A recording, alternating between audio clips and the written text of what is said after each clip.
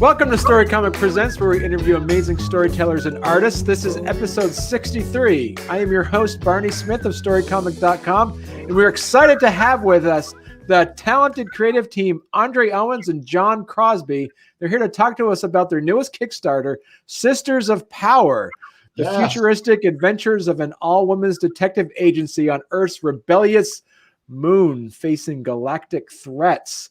Yes. And this is coming out on Thursday, correct? Thursday, yes, Thursday. We go live Thursday. I think it's going to be 1 p.m. West Coast American time and 4 p.m. East Coast U.S. time. Okay. Wow, that's exciting. So talk to us a bit about, so first of all, Andre, before we went on the air, I was mentioning that you were on, I think it was episode 6 or 7. Was it really? Wow. Yeah, I think it was. Oh my God. Yeah, so needless to say, a year into it. And so, we talked and we kind of get a little bit of your background, and now John's new to the show. So really curious, before we jump in and start talking a bit about your Kickstarter coming out in a couple of days, how did you two of you get together and collaborate on this? Oh wow, that's actually a long time story. John and I met, I mean, what was it, 15 years ago on there used to be a website called blacksuperhero.com, and there was a message board called Hero Talk where we'd all get together, and it was before social media, so it was this thing where people were interested in indie black comics, not even just indie, but all black comics or Afrocentric things. And John was one of the few. We had many white members, but John was one of the few white members that stuck around the entire time. So that's when when I first met him was over that site. And I think it's maybe the first time we've actually even looked at each other in person and talked. We've spoken on the phone, but I think I've watched like videos of you like being interviewed by other people. That's about as much as I've gotten from like actual FaceTime. Yeah, so I knew John, so I've known him a long time, and we've been friends, on Facebook, and I knew he was a really talented writer, and he's a guy with the dude has a million ideas, you know what I mean? It's one of those things where it's sometimes I'm afraid I'm going to steal some of his ideas just talking to him. He has 1,000 characters in his head, probably got more. So he's the ideal person to collaborate on this project when it came up. And so how did that happen for you, John? So Andre reached out to you to work on Sisters of Power. How did that interaction happen? Well, I think it was a couple of years ago, if I'm not mistaken. He reached out to me as far as the first attempt at relaunching, trying to think of villains and whatnot. And I'm not sure if I want to spoil anything, but I gave him some other ideas for villains, and then he went ahead and chose one. And then, Andre's got 1,000 different books out. So, MG and Sisters of Power kind of got pushed back a little bit more. And then he kind of had an open post on Facebook for people to work on something else entirely. And I was working with him on that. And then he was looking for writers for Sisters of Power. And he's like, I'm not really finding anybody. And I was like, well, since I'm already writing something now, let me take a crack at it. And then I just blew up his inbox with I just stayed up late one night, and I was probably a little bit delirious. It was an all-nighter and just tons of coffee, and I was just scribbling out ideas, and I kind of passed out and then woke up and kind of formed it into something that made sense and shot it his way, and that's kind of how things started. So let's talk a bit about Sisters of Power. Okay. We have an image that so this, as we said, is coming out on March 4th. It's coming out on Thursday. And you have I did some homework here, so let me make sure I get this right. It's you get your 5 characters. You got Symmetra in the green. Yes. Yep. Phaedra's on the left in the white. Ren is in the red with the blonde hair. Okay, Blue Diamond. Blue Diamond is the blue girl. She's a half gray alien, half Japanese character. Okay, and then MG. MG sitting in the middle. She's the leader of the group. She's a leader. So her power is she's super strong, correct? Yeah. So it's so funny. The MG is let me step back here a little bit. So the original MG and the Sisters of Power was created back in the late 90s. I created them back in the late 90s, and they appeared in my my anthology Force Galaxia. And the MG characters, Force Galaxia in the stories, there was the three interrelated stories within each book. One was about MG and my character Super Green when they were teenagers in this group called Force Galaxia as kids. And then the second and third stories were them as adults. So there's a story called MG and the Sisters of Power. So she actually debuted back in the 90s. Oh, wow. So my whole idea was, some of my favorite female characters are like Supergirl, or these women that have these immense powers. So I always wanted to create a character that had these kind of powers. And if you want to step back even further, MG actually was originally created back when I was a kid. When I created the original character, like a lot of us comic book people do, we created characters as kids. So I created this character MG, but her name was Muscle Girl. So that's what MG actually stands for. So, when I was going to make my new comics in the 90s, when I was finally going to update and actually try to pursue comic creating, I just updated her to do that. So That's where she came from. And so she's super strong. Mm-hmm. Symmetra is Symmetra. A weapon savant? Yeah, a weapon savant, correct. She can turn anything into a destructive weapon of something, a weapon of destruction. And the thing about Symmetra is her name is it's Artemis backwards, so she's very skilled with all weapons. Like the goddess cool. Artemis. Yeah. It's like when you come up with these characters, you try to come up with reasons like why they have names and give them a justification for that name. Okay, and then you have Phaedra, who can shoot plasma charges from her hands. Yes, Phaedra's probably the most powerful member that can shoot projectile images. She's the youngest, the most impulsive, but also the most curious, which makes her the best detective within this all-women's detective agency. Okay. And then you have Ren, who's the martial artist, and she's the blonde, correct? Yeah, right. Yeah, Ren seems friendly and is a very friendly person. Warm, hospitable, but you don't want to get on her wrong side because she does have the skills from 1,000 different worlds of their fighting skills, so she can really defeat anyone. Even though MG has superpowers and super strength, Ren could probably beat her in a one-on-one fight because she has so much skills. Okay, and then you have Blue Diamond, who can turn. She changes sizes. Is that? Yeah, right? She can shrink. She may be. We may go to a thing where she can grow, like in like Ant-Man can do in Marvel comics. But right now, she can shrink to microscopic sizes. She retains her human strength, and she can use a diamond punch to hit people with. Oh, okay. Yeah. Okay. All right, so you have these 5 characters. So talk to us about what you did. So what were the ideas that you brought to the table that we see now in the finished product? Well, for this particular book, I think out of all the stuff I kind of put forward, I don't know why, but I really like space pirates for some reason. Just, stealing from planets and ships and stuff like that. So, but I felt like that by in and of itself wasn't enough to really give you a story. Mm-hmm. So I kind of introduced a second group, the Knife Monks. So it's kind of you're having the pirates clashing with the Knife Monks, and you're having kind of Sisters of Power trying to figure out what the heck's going on because they're kind of find themselves in the middle. And I sent a big list of potential pirates to Andre, and I was like, okay, here's a bunch. Gonna pick like half of them, and we'll be off to the races. He's like, we're keeping all of them. I was like, okay, cool. All right.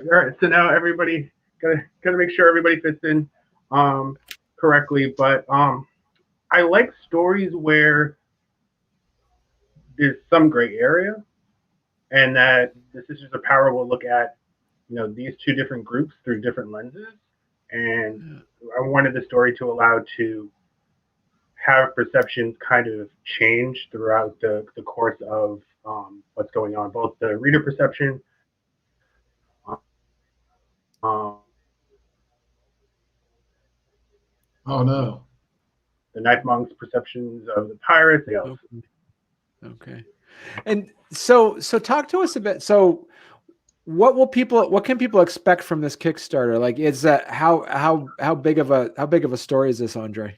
Oh well, it's we're thinking right now it's going to be 4 issues total. Okay. When we're done. So we're doing this first Kickstarter. The artwork is all done. It's being lettered right now. So the book is going to be completely done once the Kickstarter is completed. So unlike my last Kickstarter, which was Bovine League, which took a couple years to complete, this will be in people's hands by June. So yeah, so it's going to be it's going to be a quick turnaround to get this done. So that's what the Kickstarter funds are going to be used for, is to pay for printing, distribution, shipping, paying John, a fee, maybe even getting and if we get enough money, being able to finance issue 2, and off of this Kickstarter, and then subsequently do another Kickstarter for each issue. The problem, one of the problems that I find with a lot of Kickstarters is that delay in getting your product after you've donated. So I'm trying to alleviate that in this one. And so is this take place? I mean, we talked last year about your bovine leagues and your Force Galaxia. Is this part of the same? Yeah, it's all. It's all in my this crazy universe I have in my head. I mean, in my mind, all of the Hero Unlimited books are in the same universe, including my one called The Stoned Age about a bong store on Melrose Avenue. So that's in my mind that's still set. That's set in our time. And these other stories are set in the future, but it's all within the same universe. So if there's some time travel, we can cross over. And speaking of time travel, that's actually, I think that's something John and I discussed about after the first 4 issues, moving on to in the next story arc, dealing with some time travel with some other characters coming forward. Yeah, like even within this first story arc of Force Galaxia, I know I'm so stuck on it. Of Sisters of Power is that we will introduce other characters also. There's a character that was introduced in Force Galaxia named Masslast, and she was a teenager back then, but now she's an adult, and she had adventures with MG then. She's a character that can control gravity. So essentially, she becomes one of the most powerful characters in our universe because she can literally make mini black holes right in front of you and suck you into them. So when you have that kind of power, it gives you a lot of that's power over nature itself. Right. So what can people expect from that? What's the storyline? What's the synopsis, or what, without giving anything away of any of the pieces of it? But for your backers, what's the genre of story? What's the back of the cover synopsis on this? Yeah. Yeah, it's I guess the shorthand is the Sisters of Power find themselves caught between 2 different factions, a space pirates faction and a night monks faction that are warring over space drugs, basically. So the sisters get stuck between them and have to figure out which side is, like John was saying, it's neither side is good or evil. The sisters have to figure out where that gray area is to be able to take out whoever the wrong persons are. I mean, throughout the story they'll be fighting all we have space pirates, we have knife monks, we have giant robots, we have casino owners, so there's a lot to happen in these first 4 issues. And oh, go ahead. Sorry, John. I think one thing that I was trying to do, and definitely Andre helped a lot, is even though there's all these shifting feelings across the board from one group to another, there's also kind of gradients of, I guess, good and evil, or however you want to call it, even within the individual groups. So some pirates are going to be a lot more despicable than others, versus other pirates you're kind of like, well, why are they even associating with these people? Same for the knife monks, and then even the Sisters of Power kind of find themselves in kind of sticky situations, and that's kind of why I like this. She is maybe not like your typical leader per se. She's got a little bit more swag. She's a little bit easier to anger sometimes. I've never liked the Cyclops type leaders. I like the ones who are a little bit different than the average. I'm more of a Havoc guy myself, but I liked it. I liked MG because she's got, the way I put it, she's got a little bit of Lobo in her. Yeah, that's just my opinion. She's just, but it works. In the team dynamic, it works. So Andre, as a creator of the characters, but then with John as a co-writer for you, how much did you see what John did kind of help flesh out some of these some of the characters there? A tremendous amount. I mean, I've been writing, I've been working on these characters for 20 years basically. So I thought I knew what they, how they would react to situations and things. And this is actually I wouldn't say it's a hard reboot, but it's a light reboot. As we've changed, we have a new artist, Cesar Mora, who's a fantastic artist out of Bogota, Colombia. He's doing the work for this, and we can't thank him enough for all the work he's done, designs he's made. But he redesigned the sisters. This is actually their second incarnation. So I forget where the question was. I'm sorry. How much did John put into actually fleshing out the characters? Let's say quite a bit actually. John, when we rebooted, that was one of the things I was looking. So let me step back. I was looking for a co-writer, and I was actually looking for a woman co-writer because it's the Sisters of Power. And I approached several of my women friends to do it. People I knew were writers. Unfortunately, the ones that were interested were too busy. Other people weren't interested in doing this, basically a male fantasy, story. You know what I mean? So when I thought, well, what of my, who do I know that's got talent that can help and do this in a good way that won't become off as, a sexist throwaway? And I thought of John. We had worked together. He had written, I have another comic called Hero Unlimited One Shot, and he had written a story for that, Solar Cowboy and Kid Neptune. So I worked with him on that. So I thought, well, this guy's really good at this. He's got a zillion ideas. Let's go to him. So, when I came in and brought in the characters, he was able to work out the relationships better than what I had, between the characters, the dynamics between the characters. He's able to capture MG is this Cockney spouting, a badass basically. I hate to use that term, but she is. And John was able to get more humanize her more. Right. And so John, as you were writing this, did you kind of, do you lean more towards having some favorite characters than you originally thought you would have? Depends on what day you ask me. I posted on Facebook all about Phaedra, and then I went to bed, and as I was dozing off, I haven't told Andre yet. I had a really good kind of set piece for MG and what would be the next arc, the next 2 issues after these 4. And I was like, oh man, I love MG now. So it changes every day. So I feel like that's important with any character, that there should be favorites. There should be ones that aren't favorites, but there should be some kind of through line that's going to attract people to those characters.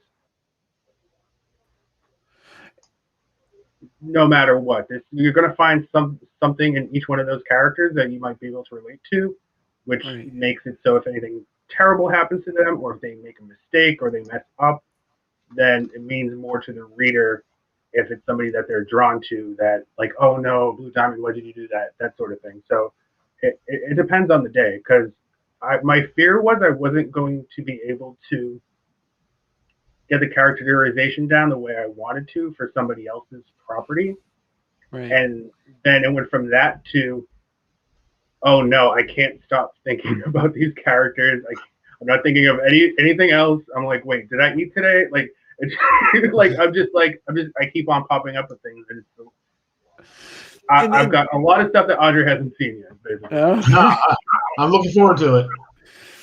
And for the creator of that, Andre, how much have you just handed over to John and said, all right, this is, you created a zone of responsibility or something to say, I won't touch anything as long as it stays within its parameters? Or how does that work? I don't say I give that much latitude, but there, I do like reading off his ideas. We know, he has plotted out the next issue really well, and I like reading his ideas. Of course, there are elements that I would want to add to it, and things I think that will make it better story wise, just in general, just in general storytelling. But literally, I'm just letting him run with it right now because he's going the direction I really like. I'd say he's writing about 65-70% of what's going on.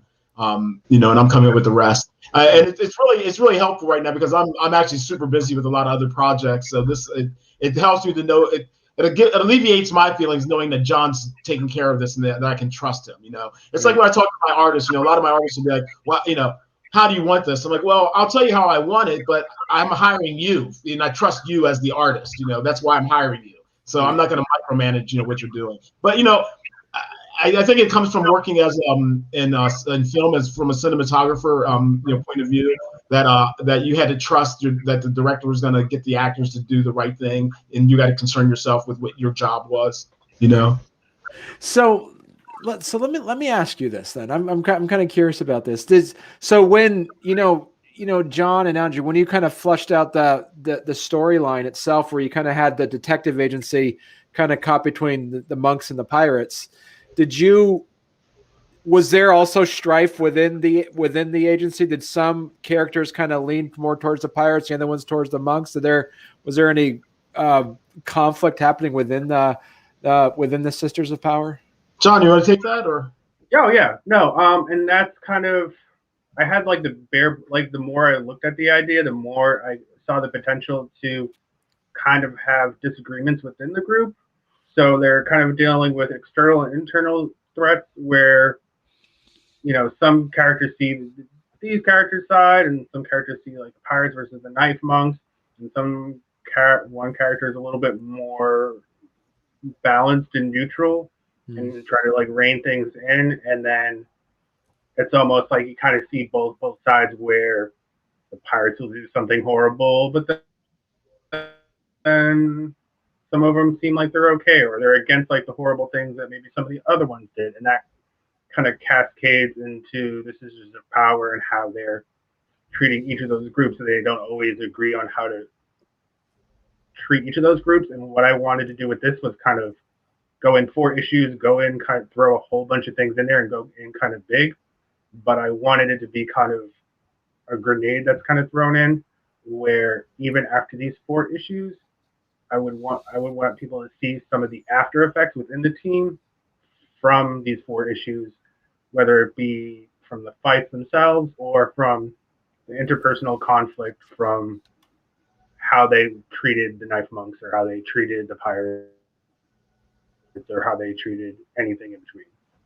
Right. Yeah, I think a lot of what happens is the way John writes and the way it is that a lot of the conflicts comes from the character, the characters, the people, their own characterization, so that they'll have to, what this, John, or I don't know if you're right, Barney, but characters have a way of taking on their own life, and you put them in a situation, they can only react in certain ways because that's who they are.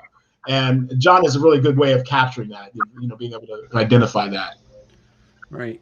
And so with that said, what's your do you have some plans on what your Kickstarter levels are going to look like for this? Yeah, the Kickstarter levels are good. So I named all the Kickstarter levels after the word sisters in different languages. So it's each level is named as sisters, but in a different language. So there's like a $10 tier where you can there you go. There's a $10 tier where you can just get the PDF.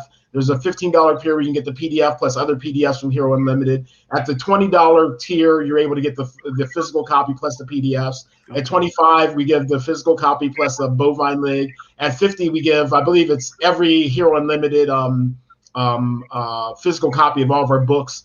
And then there's a $100 tier that offers more. There's a $150 tier that's limited to 5 because we're offering you or someone you love to be drawn into issue 2 of the Sisters of Power. So there's that, and then there's a higher level where I give where it's all of the earlier levels tiers plus you get actual artwork from the original Force Galaxia. So actual comic book boards that the artist drew on.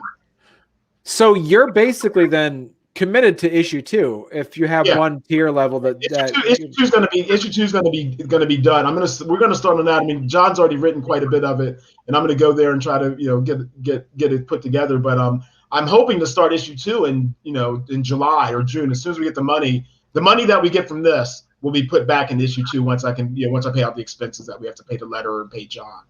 Right. So that's why, because I'm looking to get $3,000. I'm hoping we'll get that. Hopefully we'll move up. We'll get a little more, but that should give me enough to pay Cesar and out of pocket money too, of course, but enough to give pay about 60% of the money I need to pay him. Right. So do you have for your fans of Force Galaxia and Bovine Link, do you have any like Easter eggs in here in Sisters of Power that people will be able to look for? Yeah, it's funny. There's none that I don't want to say. There are artistic things in there that are allusions to earlier stuff. So I'll just let the fans work that out themselves and notice that when they see it. It's like it's I don't know. John hasn't probably done a lot of conventions like I have, but at conventions you get people will come up to you on a Friday and they'll buy your book and they'll come back on a Saturday. They'll be like, "Why is X, Y, Z are done?" And you're just like, "Well, I just made it up, man. I have no idea." So yeah, but there were definitely Easter eggs with it. There'll be the Easter eggs within Sisters of Power. Right. Like I said, since the universes are crossover, like I've got a long-term project called Omegan Chronicles, which I'd love to come back and talk to you about it once it's getting closer to completion. But it's 20 year in the making graphic novel, so it's like 240 pages. But within that, I actually have elements. There's allusions to other characters, in the Force Galaxia universe. So John, when you signed up to work with Andre, how much homework did you have to do in kind of reading the backstories and trying to understanding the universe that Andre created?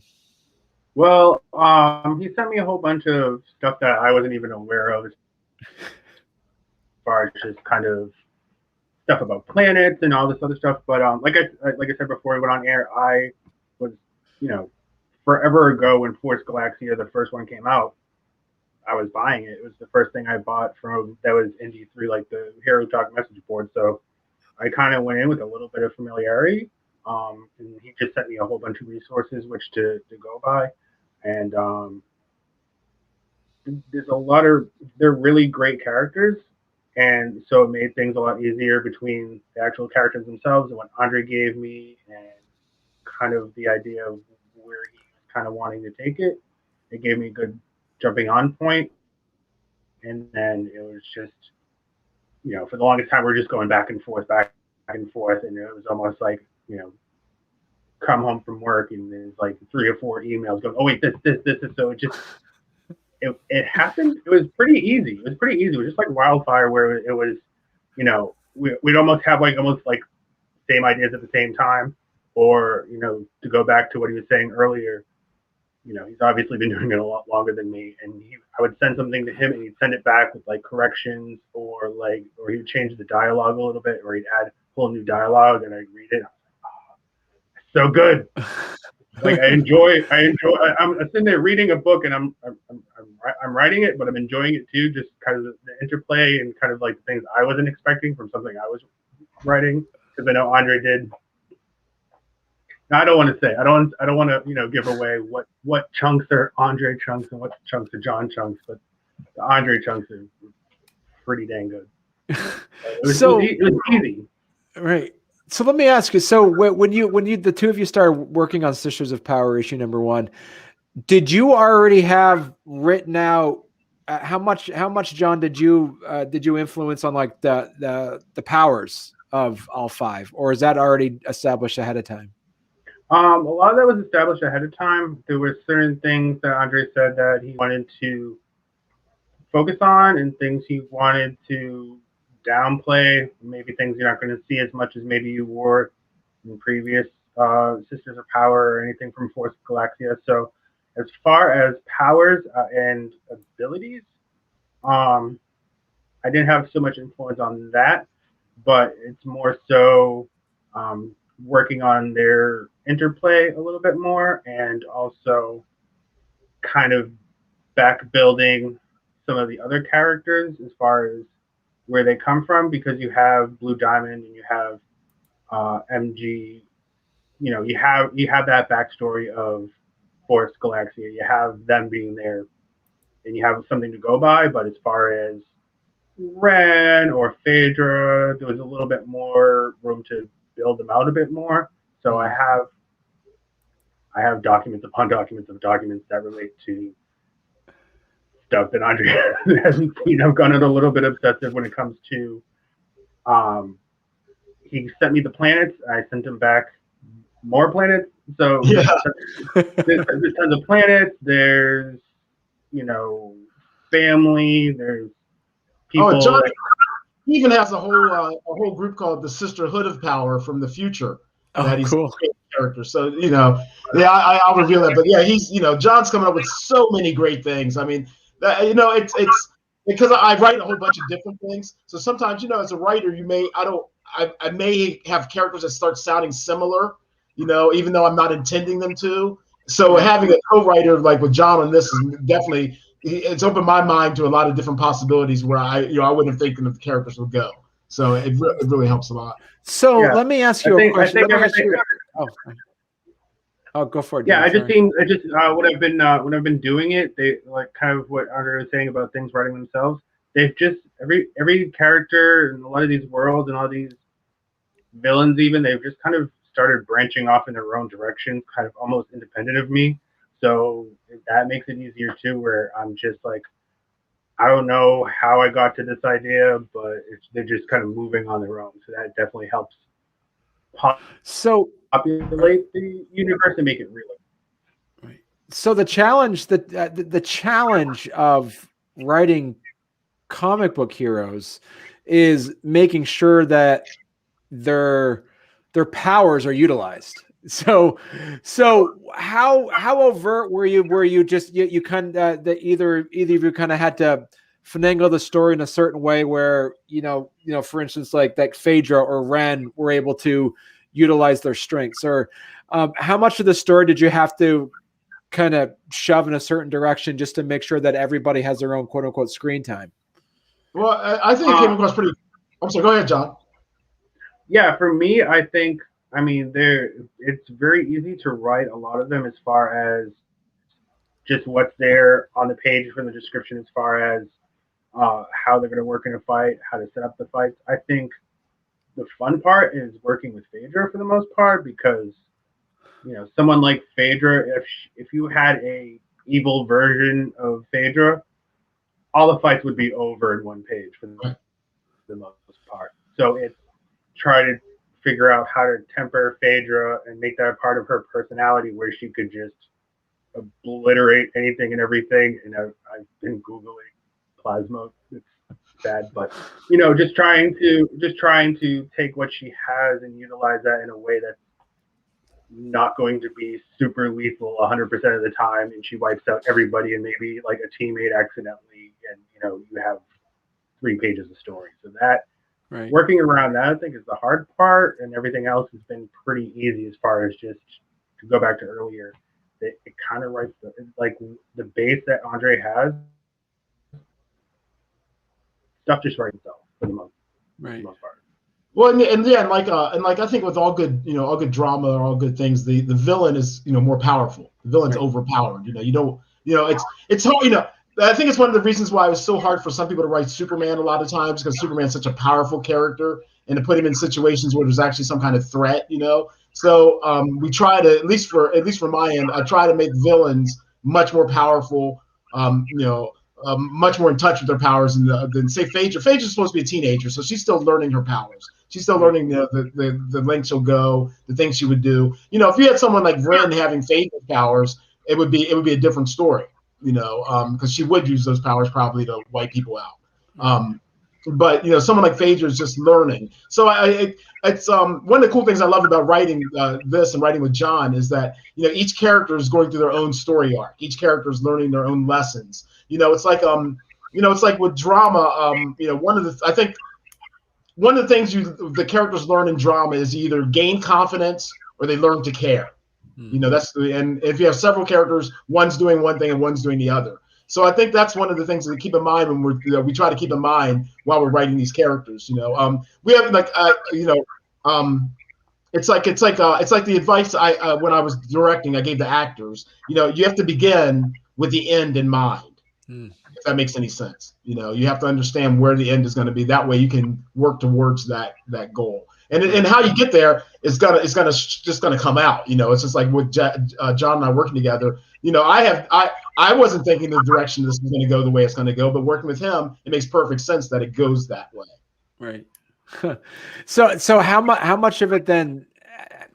How much of that you've set up? So when the two of you started working together, as you said, just to clarify, you had to write out the entire story arc, kind of hash that out ahead of time, correct? Well, it's so funny working with John. He's so inventive. He actually came up with this story arc, without me actually having to give a lot of input. I mean, I had an idea of what I wanted to do. It's set on Earth's moon. It's there's certain parameters where it was because that's where the story takes place. But honestly, I had an idea of where the story was going to go. But when John came back with his plot, it was just like, well, I never thought about going that way. Like the whole knife monk idea, that's something that I just wouldn't have come up with. So it really helps a lot. Yeah.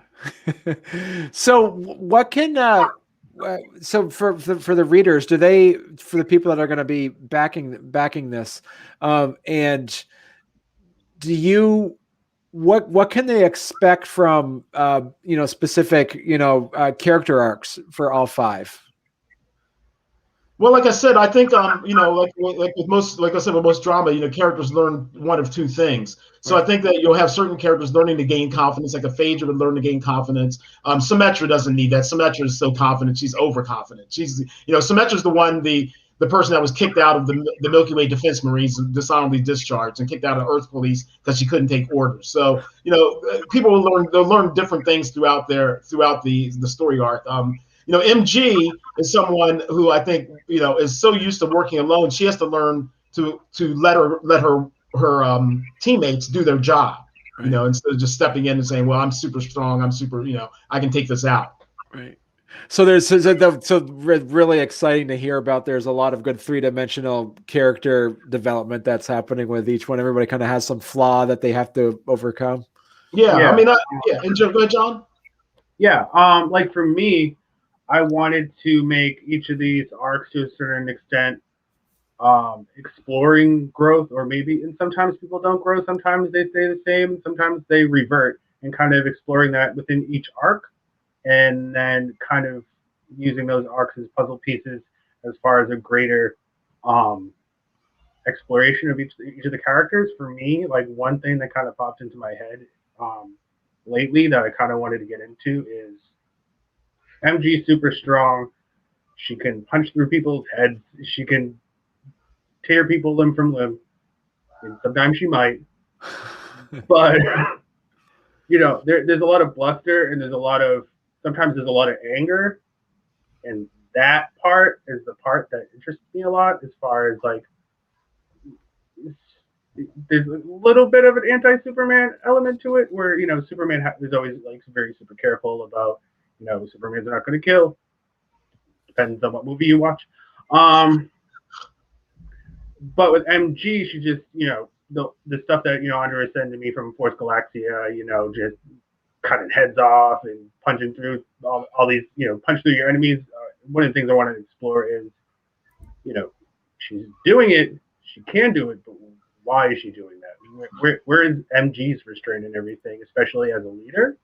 And that's where not only MG interests me, but also Blue Diamond interests me as far as a counterbalance to MG, where MG, might get too close to the flame, and Blue Diamond is kind of the one, to kind of pull it back sometimes. So there's a lot of stuff that's kind of on the page and kind of percolating in my head as far as where are these characters now, where were they, and where are they expected to go, not only in the future but in individual arcs. And MG herself, there's a lot of background that we have for her just in general. I have the whole. She's supposedly from a planet called Amogoringa that was a male-dominated planet, even though they were a small minority, only like 5% of the population, 95% were female. But it was like an apartheid state. They were running everything, and MG helped overturn this. So that was her claim to fame. So we have an in-depth background of that. Actually, we'd like to explore that world in issues 5 and 6. Once we finish this first story arc, we'd like to explore Amogoringa and see that world of how it works. And it's pretty fun. So, who do you identify most with? Who do you see yourself most in? Which character? Oh, me, MG. MG's easy. Yeah, it's easy me because I mean, not me. Maybe not me as an older person with less testosterone flowing through me, but definitely as me as a young person who would fly off the handle, just would run headlong into things. I'm the guy that knocked 3 teeth out playing football. So I was that idiot. So MG's more that person. Maybe act before they think. So I kind of identify with her. And plus, I've been writing her story since I was a little kid. Like I said, she was Muscle Girl. So I've known this kid. I've been with this character since I was 6 or 7 years old. Right. What about you, John? You know what? I want to say MG a little bit because it's kind of like with all like the anger stuff I'm touching upon. I feel like I'm giving myself like I'm laying on the couch and I'm my own like psychologist. But I think one of the through lines I have with Blue Diamond is what I really connect to, because if you look at the Andre's old stuff with Blue Diamond, super bubbly, super upbeat, and she is now. But she's gone through a lot. She's seen a lot. She's been in the game for a while. That she's not as bubbly as she used to be, and that's kind of something I relate to. It's kind of with Blue Diamond. It is taking her to a point where she's getting back in touch with her younger self, that lighter person, that bubbly person, and not letting like the stain of battling pirates or battling your teammates or going into fights and all the stuff, not letting all the negativity and all the nastiness get to her, and kind of reclaim some of that bubbly Blue Diamond, old school Force Galaxia self that she was before. So that's kind of where I'm at. That's exciting. So you have, as we said, March 4th. March 4th is the launch of Sisters of Power, issue number 1. And how many pages did you say it's going to be, Andre? 30 pages. 30 pages. Okay. Wow. All right. 30 pages. Yeah, it's a good, nice size book. It allows us to explore the world. The world's a little better. Ideally, we could do it enough where we just do a standalone graphic novel, but financially just not capable. So I like the idea. I like the idea of giving the audience enough pages to really enjoy it and explore more than just the traditional 22 pages of comic. Right. Yeah. And did you anything you the two of you had to kind of like shave out or say we got to put this in the next issue? It's just you kind of wanted to stay within that 30-page limit. Well, yeah, I mean, I think John's original script actually, it may have been 30 pages. I cut a page out. I think it may be 29 now, but that was only just for clarity of script storytelling. I guess some of the bigger things that I would think would be left out was we wanted, since it's issue 1, we want to introduce the characters, introduce all their antagonists. So I don't think we got enough. We weren't able to do enough characterization of the individual sisters within this first issue. To get all their the things that we're talking about, how we know their personalities. I don't think that's all comes across in this first issue, but it will by the end of issue 4. Okay. Well, so this is I'm excited about this, and as Andre, I'm always a backer of anything from Hero. So I got notified on launch. I'll wait for this to pop in. And you get any early bird? Stuff on there? Yeah, we're gonna give out. I think it's gonna be for the first 3 days. We're gonna give out Bovine League number 0, the physical copy. Okay. Will go to all the people. So that was the preview issue of Bovine League. Okay. All right. Cool. Then we're going to be giving away a bunch of eventually for different tiers. Once we get to a level, we'll be giving away a bunch of PDFs for different artists who've given us permission to use, and so it's going to be a lot of different tiers and different rewards that you're going to be able to get. Right. Cool. I'm excited. I'm excited to see this, and I'm excited to read it once it comes out. So, and so Andre, real quick, where can people find you? Where can people find your stuff? Okay, well, you can find all the Hero Unlimited stuff at herounlimited.com. That's HIRO Unlimited.com. You can find all of my books there. You can find actually, I'm part of a group, and we're doing a thing called Black Indie Comics. We're doing a distribution channel. So we have over 36 books in our catalog right now, where you can find Hero Unlimited books plus a bunch of other Black indie books at big discounts. We're really trying to reach retailers, but individuals can go in there and also get comics at a really big discount. You can reach me there. You can find me on Twitter at Redskew, REDSKEW, and you can find any number of our pages on Facebook, Bovine League, Sisters of Power, Omega Chronicles. They're all on there. Just search for those names. Okay. And what about you, John? Where can people find you? You can find me grasping tightly onto Andre's coattails. No. No, I'm just on Facebook. So, I mean, I don't know. Maybe I should get a website going. So I'm on Facebook. So, I mean, I'm always looking at the Sisters of Power Facebook page. So that's kind of where I'm looking around for the time being. But yeah. Okay. All right. That's where I'm at.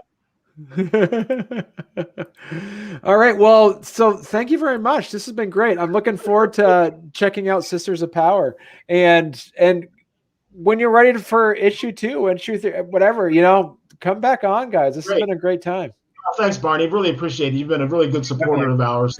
So, it's really important that you have this show and get this stuff out there to people. Yeah, you're welcome. Thank you. Thank you.